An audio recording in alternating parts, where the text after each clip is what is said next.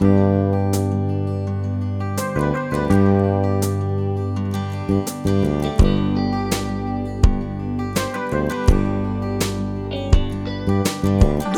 dan, gospodine, nema Silvije, ona više ne stanuje tu.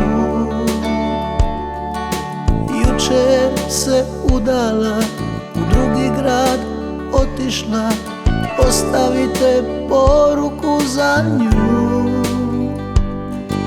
Zbogom, gospodine, opet nazovite, i sada još čujem taj glas.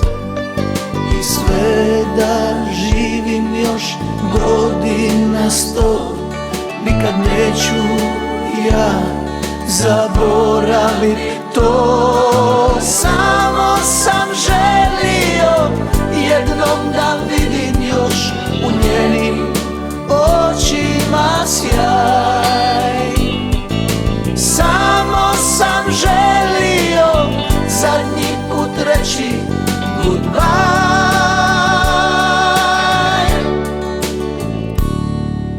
Dobar dan, gospodine, što treba recite, slabo vas čujem, oprostite. Kuća je prepuna veselih svatova, tako smo sretni zbog nje.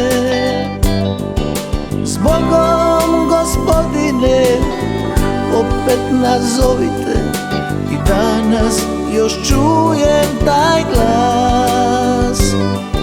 I sve da živim još godina 100, nikad neću ja zaboravit to. Samo sam želio jednom da vidim još u njenim očima sjaj. Samo sam želio zadnji put reći goodbye.